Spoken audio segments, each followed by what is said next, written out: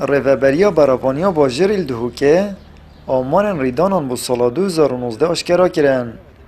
افساله دا 3686 ریدان آگیربربون و لحیان سنور پارزگاه دهوکه ریداینه که پتریاوان ریدان پیشو پلخی بوینه و 84 شوانجی لحی بوینه. وان ریدانان کجم 3 میلیارد و 320 میلیون دینار عراقی زیان مادی هبوینه.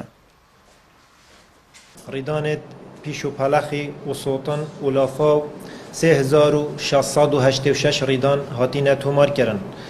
لافاو تنه 84 ریدان هاتینه تومار کرن. پیشو پلخ کت افساله دا ریدان پیشو پلخی براور گر سال 2018 گلک زیده بینه. ریدان پیشو پلخی 2610 ریدان افساله دا هاتینه تومار کرن.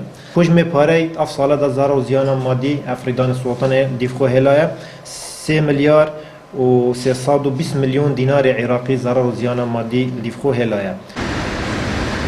افساله دا 32 کس تاوه دا خندقینه تمان دا مجدا 29 کس هاتین ارزگار کرن و شگر سوتنه جی 9 کسان گیان خوش دست دایه و 25 کسان دیتر جی بریندار بوینه.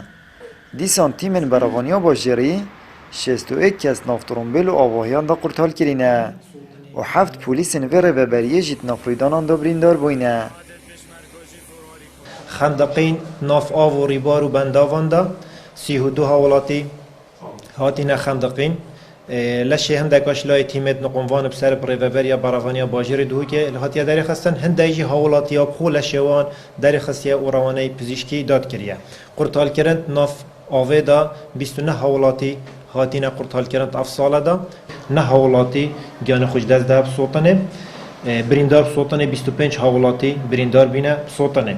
پولیسن ریوبریا ما و چون ریدان آگیری و تیدا بریندار بینه افساله دا 7 پولیسن ما بریندار بینه و هاتین روانه کرن بو پزیشکی اف حوالاتی ادماینات آسه ناف ترومبیلان دا و ناف آواهیان دا گوشیاینه تیمن مشیاینه 61 حوالاتی هم قرطال بکن. براوانیا باجریت خوازید سیستم آگیر و مراندنت نافهمی آواهی و دزگه نمیری و نمیری دا بهت دانان ولدمه هر ریدانه که جی پیوندی بتیمنوان بهت کرن سرهل جماره 115 هر دم جی خوب پاراستن باشترش چاره سریه. آمد بریفکانی کنال آسمانی پیام دهوک.